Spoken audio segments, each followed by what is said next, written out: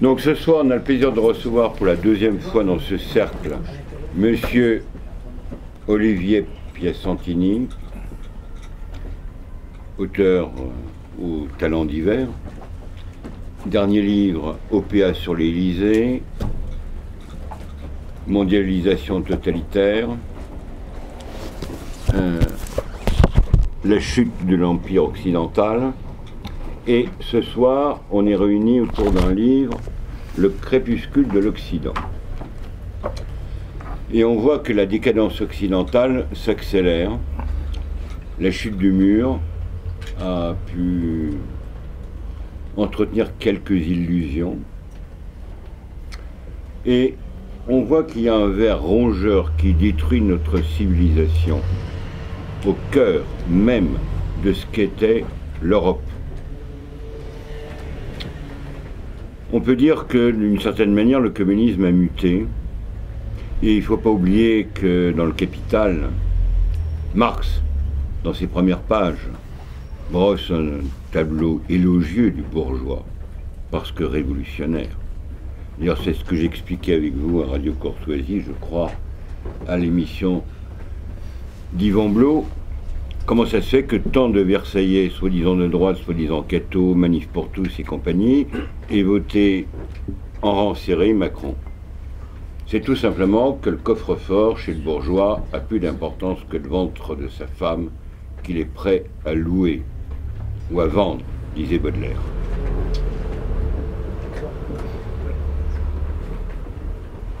Donc on voit que l'Europe aujourd'hui, quelles sont ses valeurs? Les droits de l'homme, les abstractions plus ou moins universalistes, et qui détruisent. Et on voit quelques pays qui résistent tant bien que mal. On peut penser à la Hongrie, à l'Italie présentement. Et je vous signale que dans quelques temps, on prépare un livre sur ces questions. Alors, tous les livres de Piacentini, vous pouvez vous les faire dédicacer à la fin de la conférence, ou alors les trouver à la librairie française, dans le 15e rue Bartholdi, où vous êtes souvent invité à faire des dédicaces. À vous, cher ami. Ben, je vous remercie déjà d'être venus si nombreux pour soutenir le Cercle de l'Aéropage. Et je remercie Frère Thierry de m'avoir invité, et en particulier pour parler de ce livre, donc Le crépuscule de l'Occident. Je vais vous dire pourquoi je suis... j'ai beaucoup de gratitude parce que ce livre-là, et de tous les livres que j'ai écrits, celui qui a peut-être eu le moins d'écho, et c'est pourtant celui sur lequel j'ai mis le plus de moi-même dedans. Et curieusement, il n'a pas rencontré le même écho que certains autres livres que j'ai écrits, et je suis très heureux de pouvoir partager avec vous ce soir les idées qu'il contient. Donc j'ai écrit ce livre, qui s'appelle Le crépuscule de l'Occident, à la suite de mon premier essai que voilà, qui s'appelait lui « Vers la chute de l'Empire occidental », et qui décrivait l'affaiblissement continu des positions économiques et géopolitiques de l'Occident sur la planète depuis la chute du mur de Berlin. Car comme Icare, l'Occident a commencé à péricliter pour s'être approché peut-être trop près du Soleil. L'Occident a cru avoir partie gagnée définitivement quelque part entre 1989 et 1992. Et depuis lors, eh bien, notre Occident essuie défaite sur défaite, les abaissements suivent les reniements, les renoncements. Mais qui nous inflige ces défaites? Qui nous inflige les humiliations? Qui nous inflige les renoncements?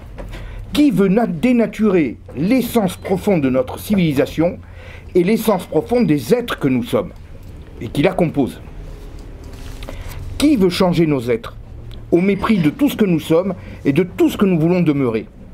Qui nous impose de baisser la tête devant ces autres certes tous respectables et que nous aimons, avec qui nous partageons la même humanité, mais qui ne peuvent en aucune manière nous en remontrer au regard de leur histoire et de tout ce qu'ils ont apporté à l'humanité.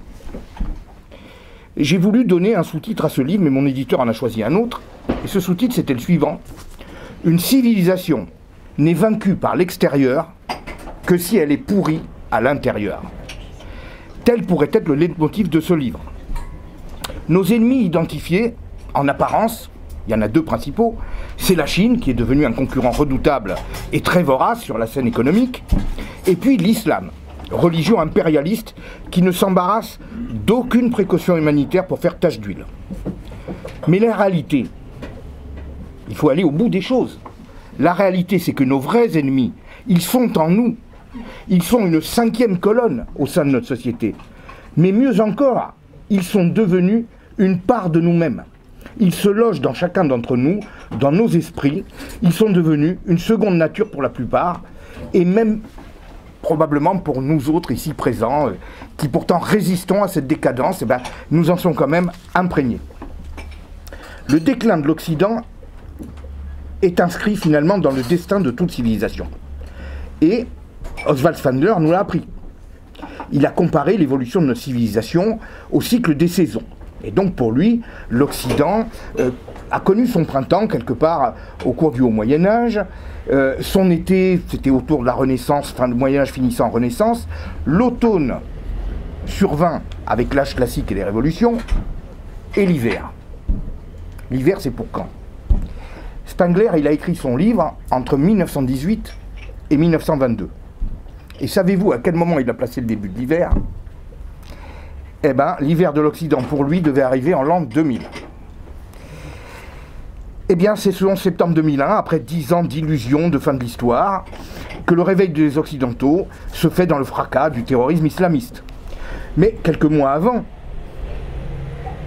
plus discrètement, l'éclatement de la bulle Internet avait déjà sonné la fin du rêve numérique, comme substitut intelligent et écolo à une industrie qu'on a laissé s'expatrier volontairement et dans la joie sous d'autres cieux. Car je vous l'ai déjà dit plus haut, l'Occident est le seul et unique artisan de son déclin. C'est le moteur de son déclin. Sans les multinationales américaines et européennes, jamais la Chine n'aurait pu espérer le moindre décollage. Et sans l'immigration de masse, qui est bien consentie par nos gouvernements, jamais l'islam n'aurait pu s'infiltrer dans nos contrées et nous infliger les défaites et les humiliations qu'il nous inflige. Si l'Occident l'avait voulu, personne n'aurait pu l'effleurer, l'approcher, le faire trembler ne fût-ce que d'un cil. Et oui, mais l'Occident l'a voulu. Alors il n'a peut-être pas prévu ce qui s'est passé. On veut bien croire en la bonne foi et aux illusions, mais le fait est que le mal était porté par des gens de chez nous, des gens qu'on a portés au pouvoir. Alors pourquoi? Le déclin de l'Occident, c'est le rencontre d'une situation géopolitique nouvelle, la fin de la guerre froide, et la suprématie d'une puissance et de ses affidés qui constituent l'Occident.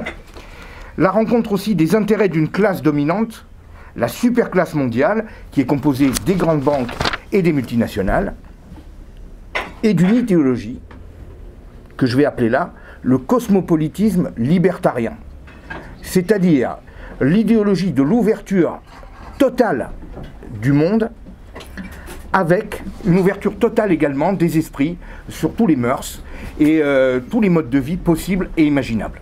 Un cosmopolitisme à la fois géographique et mental, moral. Mais comment tout ceci a bien pu naître, croître, se développer, et pour finir par collaborer ensemble à la perte de l'Occident tout entier? Il faut pour ça se rappeler de ce qu'a été l'apogée du monde occidental. Cette période qu'on a appelée la Belle Époque. En ce temps-là, l'Europe dominait le monde, elle le colonisait même. L'Europe concentrait la totalité de la production manufacturière, la quasi-totalité de l'économie mondiale. Elle régentait politiquement le monde. Et quel était finalement le système qui lui a permis d'exercer une telle domination? Eh bien, ce système, c'est très probablement, enfin, l'un des principaux systèmes, le capitalisme industriel. Ce capitalisme-là était inscrit dans le périmètre du marché national, avec des protections aux frontières. Le libéralisme de l'époque se passait sans mal du libre-échangisme. Et il s'en passait parce qu'en fait, il embauchait sur place, il créait de la main-d'œuvre sur place et donc générait son propre marché. Et c'était résumé par une phrase de Ford qui disait « Je paye mes ouvriers suffisamment pour qu'ils puissent acheter mes voitures ». Tout était dit. On utilisait le travail, la force de travail des gens, leur courage, et avec ça, on générait de nouveaux marchés. À cette époque, on disait aussi une formule qui est restée dans les mémoires: ce qui est bon pour General Motors est bon pour les États-Unis. Les intérêts des industriels, des capitaines d'industrie, coïncidaient avec les intérêts des nations et des peuples. C'était le capitalisme enraciné. Mais peut-on en dire autant aujourd'hui? Dans ce capitalisme-là, celui de l'époque, l'État n'intervenait presque pas, si ce n'est pour créer les infrastructures nécessaires au développement des échanges, ou bien poser les règles du jeu qui s'imposent à tous. Et on posait les règles du jeu, et on avait les moyens de les faire respecter. C'était un vrai État légal qui s'imposait à tous. Dans ce système capitaliste-là, les valeurs cardinales, c'était le travail, l'épargne et la prise de risque. C'était ces trois vertus cardinales qui généraient infailliblement de la richesse. Et puis aussi, c'était l'écoute du marché, les capacités à répondre au mieux aux attentes du marché. Dans ce capitalisme-là, patronat, salariés, État et consommateurs vivaient en symbiose. Pourquoi? Parce que tous ont intérêt à un enrichissement national qui profitera à tous. Alors ça ne veut pas dire évidemment que c'était un long fleuve tranquille, il y avait bien entendu des tensions, des grèves, mais on arrivait toujours à les résoudre et c'était passager. Les ouvriers avaient besoin de travail et les patrons de consommateurs solvables, sur place. Et c'est pour ça qu'Adam Smith avait intitulé son livre « Essai sur la richesse des nations ». Richesse des nations, pas essai sur la richesse universelle. Et puis, il est arrivé un événement qui a ébréché le tableau. C'est la fameuse crise de 29, une crise d'ampleur exceptionnelle. Et cette crise, elle n'est pas due au fonctionnement du capitalisme industriel en soi, pas due au fonctionnement de l'économie réelle. Cette crise a dû son ampleur à la financiarisation de l'économie, et oui déjà, à la spéculation boursière effrénée et échevelée qui a marqué les années 20 et qui a déréglé l'économie réelle. Et donc le château de cartes s'est effondré à sa fameuse génitoire d'octobre, et il a entraîné dans sa chute l'industrie, l'agriculture et puis tout le reste. Des dizaines de millions de personnes se sont retrouvées donc au chômage et à la rue. Et des familles entières faisaient la queue à la soupe populaire. C'est le fameux Raisin de la colère de Steinbeck, avait repris par John Ford au cinéma. C'est cette histoire très cruelle qu'on peut voir encore, ce magnifique film, de toutes ces familles qui erraient sur des camions de fortune à bout de souffle, en quête du moindre travail, si humble soit-il. Et puis surtout, cette crise de 29, elle a ceci de particulier, qu'elle s'éternise. Ce n'est pas la première crise que le capitalisme rencontre. Fatalement, le capitalisme rencontre toujours des crises. Mais celle-là, elle est plus aiguë que les autres, et en plus elle dure. Et en 1932, arrivent les nouvelles élections présidentielles, et le marasme, donc 3 ans après la fameuse crise de 29, le marasme est toujours là, avec son cortège de misère. Voilà. Le président de l'époque s'appelait Hoover, et Hoover était attaché aux théories économiques classiques, c'est-à-dire le laisser-faire, le marché qui se reprend de lui-même, la fameuse main invisible, qui remet l'équilibre sur les rails. La reprise finira par arriver. Et malheureusement, ça faisait 3 ans que les Américains attendaient et ne voyaient rien venir. Et son concurrent démocrate, qui était Roosevelt, a proposé, lui, ce qu'on a appelé le New Deal, c'est-à-dire un programme d'investissement massif, d'intervention massive de l'État dans l'économie, avec des embauches directes de l'État. Embauche de chômeurs, mais aussi des politiques de grands travaux, comme le Tennessee Valley Authority avec des grands barrages et autres, et puis tout un programme d'aide sociale. Lassés de souffrir, les Américains l'élirent évidemment triomphalement. Et la mise en œuvre du New Deal ne s'embarrassait pas du tout de l'orthodoxie financière, pas du tout de la rigueur budgétaire. Pour relancer l'économie, l'État n'hésite plus à s'endetter et à faire du déficit. Sauf qu'au bout de 2 ans, les résultats ont semblé au rendez-vous, la croissance repartait et les Américains retrouvaient peu à peu les chemins de l'emploi. En fait, la politique de Roosevelt, elle ne faisait que reprendre les théories d'un économiste iconoclaste à l'époque, l'anglais John Maynard Keynes. Je ne sais pas si tout le monde en a entendu parler. Keynes, qui a fondé la théorie économique qui est devenue depuis le dogme absolu des économistes, le keynésianisme. Et quel était le principe de Keynes, résumé en une simple phrase? Parce que c'était un humoriste, un esprit assez fin. Eh bien, Keynes disait toujours, à long terme, nous sommes tous morts. Voilà ce que répondait Keynes aux économistes classiques quand il reprenait la théorie de la main invisible qui, au bout d'un certain délai, va finir par rétablir l'équilibre d'une économie en crise. Sauf que Keynes disait, dans l'intervalle, combien de morts? Combien de savoir-faire évaporés? Combien d'usines fermées? Combien de souffrances? Combien de peines? Combien de misère? Keynes, en fait, il a inventé le starter d'une économie en panne. Par le déficit public, même massif, sans compter, on relance l'activité quand elle peine à redémarrer d'elle-même. Et à ce moment-là, on recrée de la richesse qui va finir par combler ces déficits. C'est la théorie. Et le succès du New Deal aux États-Unis, mais aussi celui du fameux Dr Chart dans l'Allemagne nazie, puisque ça a été exactement les mêmes théories qui ont été appliquées, a donné une aura universelle à cette théorie. Voilà. Et surtout qu'à l'époque, on pouvait faire une comparaison très facile entre les États-Unis et l'Allemagne qui avaient adopté ces théories, et puis d'un autre côté, la France qui restait fidèle aux théories classiques, accrochée donc aux théories classiques habituelles, et qui subissait ce qu'on appelait à l'époque la maladie de Langer, cette crise latente qui n'en finit pas et qui peu à peu finit par pourrir la société. La France n'a jamais redécollé suite à la crise de 29, elle n'a pas plongé, elle ne s'est pas effondrée, mais c'était la maladie de Langer.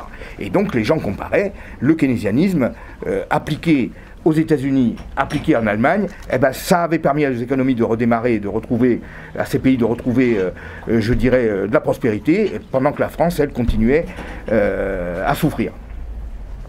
Et donc, le keynésianisme est devenu très vite la panacée universelle, le dogme absolu et indétrônable dans tous les pays occidentaux.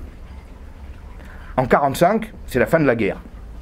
Le keynésianisme s'impose sur tous les pays des deux côtés de l'Atlantique, sans la moindre contestation.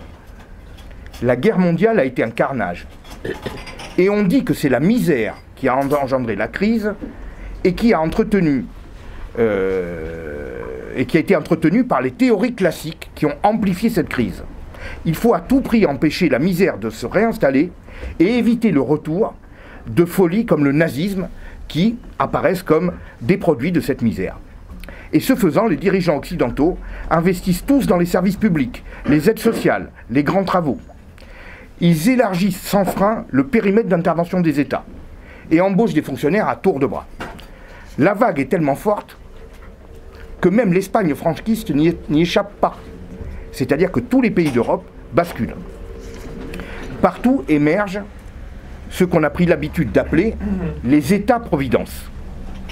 C'est-à-dire que l'État s'investit dans tous les domaines de la vie, dans toutes les activités, et il pallie à tous les maux de la société. Chômage, vieillesse, handicap, maladie. L'État investit dans l'économie, il soutient l'activité, il oriente les marchés, et même, je dirais, les dévoie. L'État cherche à améliorer le bien-être, le confort, il soutient l'investissement comme la consommation. Et c'est au bout de quelques années d'expérimentation de ces États-providence que va émerger un homme nouveau. Mais un vrai homme nouveau. Pas un homme nouveau superficiel qui est imposé par une dictature, comme par exemple les communistes ont voulu le faire. Un homme nouveau qui est pénétré parce qu'il habite dans une nouvelle société, une nouvelle forme de société qui n'a jamais existé auparavant. Cette société, donc, elle a émergé 20 ans à peine après la fin de la guerre mondiale, et cet homme nouveau, c'est la génération du baby-boom, qui est née à la fin et au sortir de la guerre, et qui arrive à l'âge adulte au cours des années 60. Cet homme nouveau, il n'a jamais connu les affres de la guerre. La guerre, elle existe toujours, enfin, on l'a dans les têtes, mais c'est un peu une guerre subliminale, une menace, c'est la guerre froide. Mais la guerre a disparu des contrées européennes et américaines. Il évolue dans un monde où le confort se généralise. Habitation à loyer modéré pour tous, accès à l'eau courante, accès à l'électricité, accès au chauffage central, accès aussi à la radio, à la télé, au voyage pour tous avec la démocratisation de l'aviation civile. Prenons un jeune des années 30. Un jeune des années 30, la plupart des jeunes dans les années 30 en France vivaient dans des campagnes. La grande majorité, c'était le monde rural. Donc, il effectuait des travaux des champs. Il était au contact de la nature. Il était au contact de la rudesse de cette nature. Il subissait, je dirais, les affres de catastrophes ou d'intempéries et autres. Et puis, il sortait rarement de son environnement villageois ou de sa micro-région. Il n'avait pas forcément accès immédiat à une information extérieure. Il se reposait souvent sur sa communauté pour connaître ce qui se passe ailleurs. C'est un homme qui est enraciné, je dirais, entre guillemets, enfermé dans sa communauté et enfermé par les contraintes de la nature. Prenez le jeune des années 60, 25 ans après, ça n'en a plus rien à voir. La plupart des jeunes de ces années-là vivent dans la ville, c'est-à-dire dans un monde artificiel, un monde où les notions de saison, les notions de problèmes climatiques, les notions de nature, les actes de la nature ont complètement disparu, où on a accès à tout, où on est dans un monde où il y a le chauffage, où on est chauffé, on vit dans un monde de confort, et dans un monde complètement à l'échelle humaine, en fait, où on a l'impression, si vous voulez, de devoir évacuer toutes les contraintes qu'on avait auparavant. Et puis en plus, il est bien évident que les jeunes des années 60 sont la première génération qui a un accès généralisé à l'école publique et aux études supérieures. Il y a le taux d'accès aux études supérieures qui quintuple ou qui sextuple par rapport aux générations précédentes. Voilà. Et il faudrait rajouter pour les femmes qu'avec l'électroménager, elles se trouvent largement libérées des contraintes ménagères qu'elles avaient auparavant, parce qu'auparavant on voulait laver le linge, mais il fallait aller jusqu'à la rivière, etc. Enfin c'était compliqué, la cuisine et autres. Là il y a le frigo, il y a la machine à laver, etc.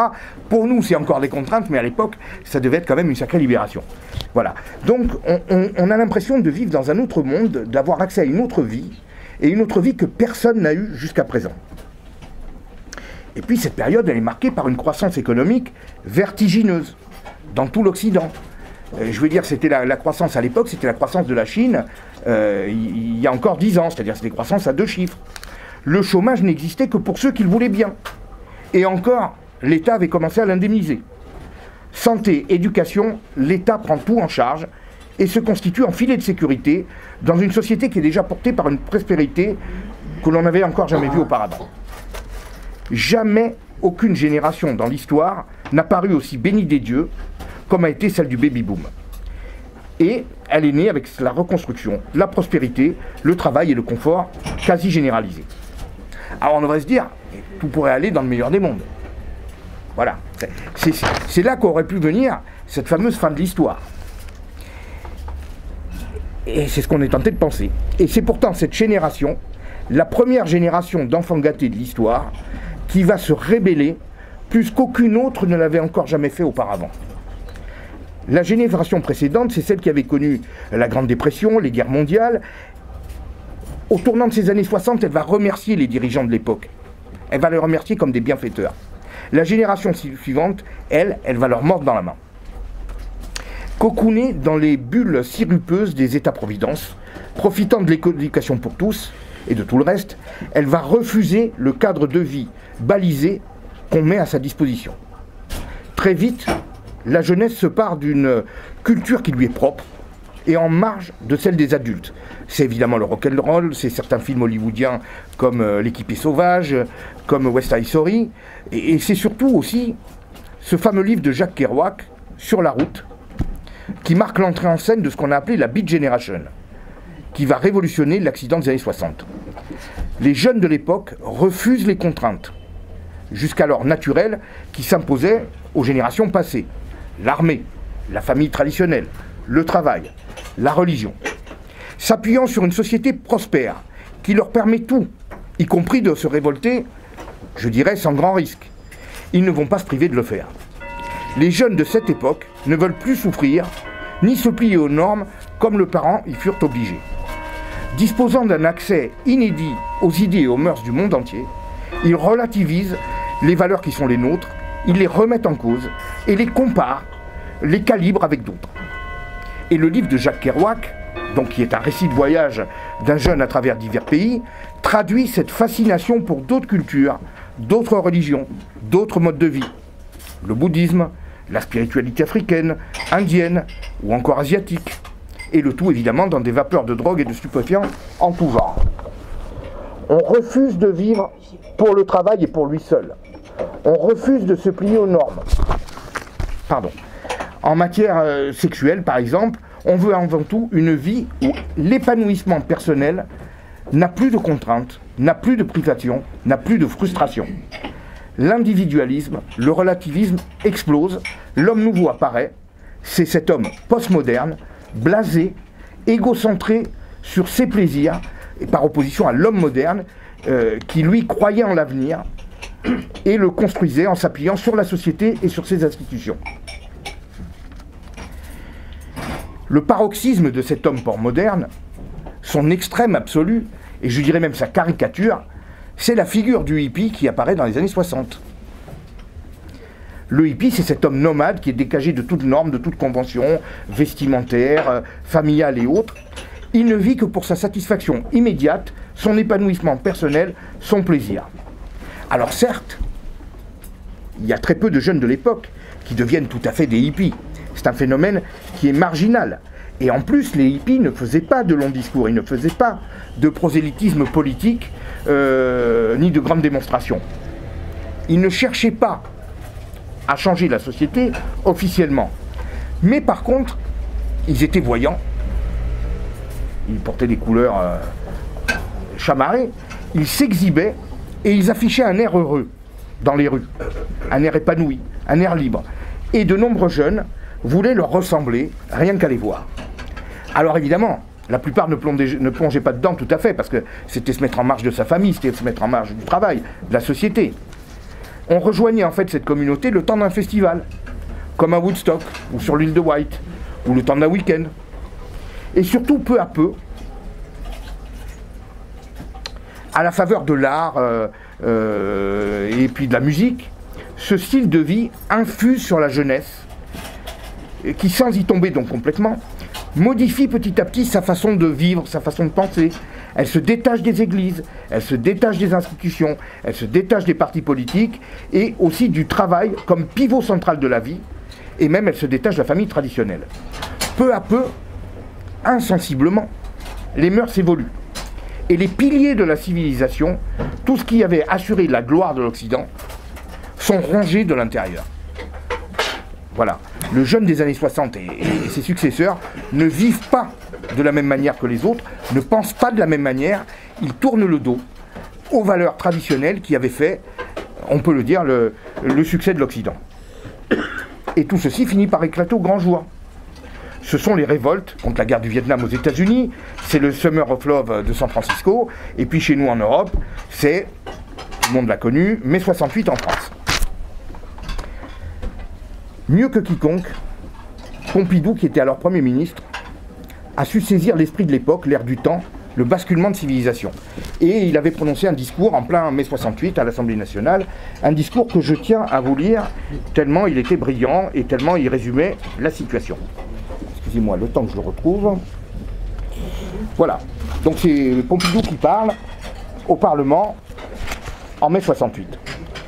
À travers les étudiants, c'est le problème même de la jeunesse qui est posé, de sa place dans la société, de ses obligations, de ses droits, de son équilibre moral. Traditionnellement, la jeunesse était vouée à la discipline et à l'effort, au nom d'un idéal, d'une conception morale de la vie. La discipline a en grande partie disparu. L'intrusion de la radio et de la télévision a mis les jeunes dès l'enfance au contact de la vie extérieure. L'évolution des mœurs a transformé les rapports entre parents et enfants, comme entre les maîtres et les élèves. Les progrès de la technique et du niveau de vie ont pour beaucoup supprimé le sens de l'effort. Quoi d'étonnant si le besoin de l'homme de croire à quelque chose, d'avoir solidement en soi quelques principes fondamentaux, se trouve contrarié par la remise en cause constante sur tout ce à quoi l'humanité s'est appuyée pendant des siècles. La famille est dissoute et relâchée, la patrie discutée, même niée, Dieu est mort, pour beaucoup, et l'Église elle-même s'interroge sur les voies à suivre et bouleverse la tradition. Voilà. Je pense qu'en quelques lignes, Georges Pompidou avait vraiment résumé l'esprit de l'époque qui avait complètement changé, et ce en quelques années, et qui désemparait, évidemment, les institutions traditionnelles. Je tiens à revenir sur la cause principale, le fait générateur de tout cela. Et pour moi, c'est clair que l'État-providence est le moteur de cette évolution. Pourquoi ? Parce qu'il détache l'individu de deux choses essentielles. d'abord la réalité de la vie crue, économique. Il faut se lever le matin et aller travailler pour vivre. Or, dans cette société d'État-providence, on peut plus ou moins se passer du travail, au moins temporairement. En tout cas, on peut jongler avec le système d'aide et vivre dans sa bulle. Et puis ensuite, avec les États-providence, on peut se détacher de la société, des institutions, des groupes. Si vous regardez vivre une société traditionnelle, comme il en existe sur tous les continents, l'individu ne peut pas se détacher de l'économie. Il y va de sa survie. Il n'y a pas de guichet où on va vous donner à manger si vous ne faites rien. Et puis il ne peut s'affranchir de la communauté et vivre en marge du groupe. Car le groupe a une fonction de survie pour tous. Il est basé sur des codes, des règles strictes qui ne tolèrent pas les perturbateurs. Faute de quoi, le groupe viendra à se disloquer, à dépérir, et c'est tout l'ensemble qui s'en trouverait perdu. Avec l'État-providence, en Occident, plus besoin de famille, plus besoin de respect des règles. Il y a toujours un guichet où se rendre, et un guichet qui tolère et accepte toutes les déviances, toutes les fantaisies, tous les manquements aux règles de vie collectives. Quoi qu'on fasse, il y a toujours un filet de sécurité, et ce filet de sécurité, il ouvre la voie à de multiples options, en fait, autant d'options qu'il y a d'individus différents. Alors, à la fin de cette période qu'on a appelée les 30 Glorieuses, l'Occident est devenu la boîte de Pandore grande ouverte de toutes les revendications, de toutes les exigences, du diktat de tous les égaux. Les hommes refusent de sacrifier ne fût-ce qu'un peu de leur bonheur personnel, de leur épanouissement, à la construction du collectif. Ils veulent s'épanouir, chacun à leur manière, et pour ce faire, ils vont se rassembler en tribus, ou plutôt en ce que j'ai appelé, enfin, vous verrez que je ne suis pas l'auteur du terme, en néo-tribus. Et là, ils vont pouvoir se sociabiliser leur quête de plaisir avec d'autres qui vont partager les mêmes envies. Alors, ces néo-tribus, ça peut être des clubs de danse, de sport, des fan-clubs de telle ou telle vedette, de tel ou tel type de film, etc. Et c'est dans ces néo-tribus que les hommes postmodernes connaissent la sociabilisation souhaitée, bien plus que dans le cadre des institutions, des partis politiques, des syndicats, des églises, que la plupart voient désormais comme des contraintes. Alors pourquoi est-ce que je les appelle les néo-tribus, et non pas les tribus? Parce que la tribu à l'ancienne, c'était un cadre subi depuis la naissance, et souvent jusqu'à la mort. Ces néo-tribus, c'est tout à fait autre chose. Ce sont des cercles où les individus se rassemblent pour partager des émotions, des joies, des plaisirs, mais elles ne sont pas subies, elles sont choisies. Et elles ne sont pas exclusives, on peut en cumuler plusieurs, on peut en changer suivant ses envies. Et c'est le fameux auteur Michel Maffezoli, dans son ouvrage La trivialisation du monde, qui a le mieux décrit le phénomène. Donc c'est pour ça que c'est pas moi qui ai inventé néo-tribu, c'est Michel Maffezoli. Or, chacune de ces tribus se part de valeurs, de codes qui lui sont propres, et qui acceptent difficilement, et de plus en plus difficilement, une norme commune. Et même, elle se rebelle violemment contre les normes communes qui subsistent. On pourrait citer pêle-mêle. Il suffit d'ouvrir le poste de télévision. Ces musulmans qui rejettent tous les principes de laïcité qui existent depuis plus de 5 ans. Les végans, aujourd'hui, qui veulent imposer à tous d'abandonner la viande. Les zadistes, qui s'accaparent de terre pour créer l'utopie d'une nouvelle société. C'est ce qu'ils nous expliquent. Voilà. On peut parler des lobbies LGBT qui déconstruisent la famille traditionnelle et dévoient les institutions les plus anciennes. Reprenons l'actualité récente. Un colonel de gendarmerie héroïque sacrifie sa vie pour en sauver d'autres. Eh bien, un élu gauchiste en rigole, parce qu'il n'aime pas les flics. Parce que les flics avaient tué en temps un de ses amis, le fameux Rémi Fraisse. Le même jour, dans le même fait divers, un boucher se fait assassiner. Et une militante végan trouve que c'est justice au vu de nombre d'animaux qu'il tue chaque jour. Voilà, c'est ce qu'on a pu voir dans la presse. Donc même les plus grands gestes, même les pires tragédies ne parviennent plus à rassembler tout le monde. Chacun clame que sa propre cause dépasse la cause des autres et même la vie des autres. La société occidentale devient une arène dans laquelle les tribus s'affrontent, veulent s'imposer aux autres. Les États-providence qui croyaient avoir apaisé la société par la diffusion du bien-être, du confort, de la sécurité, se trouvent au contraire harcelés, agressés, sommés de s'exécuter devant chaque revendication et jusqu'au plus contradictoire. Et comme chaque tribu se voit comme la plus belle, chaque tribu est comme ses membres. Elle est narcissique, elle est égocentrée. Elle croit qu'elle est la plus belle, elle croit qu'elle est la plus juste. Le relativisme s'impose à tous. Plus aucune règle, plus aucune norme ne parvient à s'imposer à l'ensemble. Dans notre Occident contemporain, un rappeur qui chante « Pendez les Blancs » est comparé à Brassens. Oui, c'est ce que j'ai entendu hier à la télé. Les taggeurs des cités sont les nouveaux Michel-Ange. Et puis les pornostars ont le droit de citer autant que Lys Taylor ou Alain Delon. Ils arrivent sur les plateaux télé et ils expliquent ce qu'ils font. Les exhibitionnistes d'Internet se voient aussi légitimes que les parents exemplaires, et les familles homoparentales n'ont pas du tout à rougir devant les familles traditionnelles. Les États sont sommés de suivre le mouvement, mais pas un mouvement, tous les mouvements, d'où qu'ils viennent. Il faut déboulonner par exemple la statue de Colbert, parce que c'est une injure au peuple noir. Les cantines doivent bannir le porc, parce que c'est une discrimination anti-musulmane. Le mariage homo est inévitable, et le droit à l'enfant aussi. Le droit de ces mêmes couples, qui pourtant, étant homo, devraient bien comprendre que c'est plus ou moins impossible. Mais la nature, ou alors Dieu, n'ont finalement qu'à s'incliner devant leurs exigences. À chaque projet d'aéroport, à chaque projet d'autoroute, à chaque projet de barrage, c'est l'affrontement entre écolos, industriels, locaux, agriculteurs, etc. Plus personne n'est en mesure d'apprécier l'intérêt général, en dehors de ce qui le passionne, au-delà de tout, c'est-à-dire les dogmes, les codes de sa ou de ces tribus de prédilection. Et tant pis pour tout le reste. À cet âge-là, les États marchent désormais sur des œufs. Quoique certains ont quand même compris comment tirer profit de la situation. Depuis 35 ans, les partis de gauche ont fait de la reconnaissance des minorités leur cheval de bataille, en même temps que leur principal réservoir d'électeurs.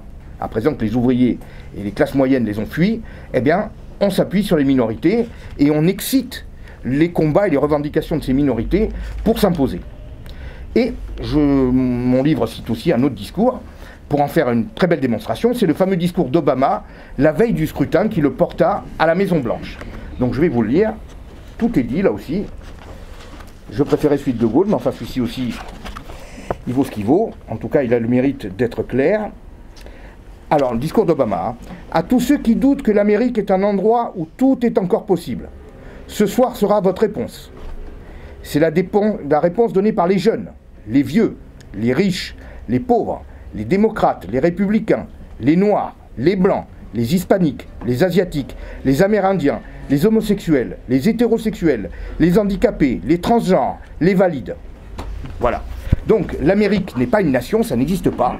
C'est, je dirais, un catalogue de minorités qui sont là, qui sont toutes placées sur le même plan, comme si toutes se valaient, comme si numériquement tout se valait. C'est vraiment, je dirais, on peut dire, le leitmotiv de la vraie politique de gauche actuelle depuis 30 ans, ce qu'on nous sert et ce qui nous amène, eh bien, malheureusement, là où nous nous trouvons. Notre civilisation, poussée par l'individualisme, rassemblée en néotribalisme donc, et bien entendu excitée par la gauche, s'est donné pour diatique de ne plus être une civilisation. C'est ça son objectif. Nous sommes une civilisation qui ne veut plus en être une. Parce qu'une civilisation, c'est des règles communes à tous, qui transcendent les préférences individuelles ou partisanes. Mais de cela, il n'en est plus question. Et notre monde occidental est devenu un vaste champ de bataille où les tribus s'affrontent sans plus aucune direction, plus aucun sens et encore moins de transcendance. Regardons quand même ce qui se fait ailleurs, parce que l'Occident n'est plus seul aujourd'hui au monde. La Russie aurait-elle surmonté la faillite des années 90 si Poutine n'avait posé la nation, la puissance et la religion orthodoxe au centre de toutes les attentions? Moi je vous dis non. Voilà. La Chine aurait-elle décollé sans les sacrifices du peuple pour faire décoller l'industrie? Non. Le Japon aurait-il tenu le choc sans la foi dans ses valeurs nationales et dans ses valeurs traditionnelles? Là-bas, il faut le rappeler, quand on fait grève, on porte un brassard en signe de mécontentement. Et ça suffit pour que les patrons s'interrogent. Ça, c'est une vraie civilisation où tous s'appuient sur les valeurs ancestrales et tirent dans le même sens. Quand certains manifestent du mécontentement, aussi modestement soit-il, les autres s'en inquiètent. Et on s'emploie à régler le problème ensemble. En Occident, c'est la loi du plus fort. C'est la loi de la néo-tribu la plus forte qui s'impose. Celle qui a le plus accès aux médias. celle qui dispose des moyens les plus financiers les plus abondants, celle qui dispose aussi des plus fortes capacités de nuisance.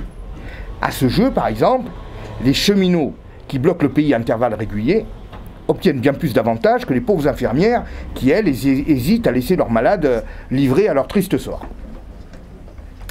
Alors voilà où nous en sommes. À Rome, au IVe siècle, l'embourgeoisement, l'oisiveté des populations remplacées par les esclaves des conquêtes, le refus de sacrifier sa vie au combat et le recours aux peuplades barbares pour assurer la sécurité de l'Empire avaient provoqué l'effondrement de la plus grande civilisation de l'histoire. Et nos ancêtres en plus. Et ne sommes-nous pas aujourd'hui familiers de ces Romains ? Est-ce que tout ce qu'ils pensent, la façon dont ils vivaient, ne nous rappelle pas notre quotidien? Est-ce que nous ne sommes pas nous aussi prisonniers de nos égos, de nos plaisirs? Est-ce que nous sommes toujours aussi durs que nous étions auparavant? Non, nous nous sommes affaiblis, nous nous sommes amollis. Nos égos ont pris la place de l'intérêt collectif. Alors qu'est-ce qu'il nous reste à espérer? Parce que je voudrais quand même terminer sur une note d'espoir.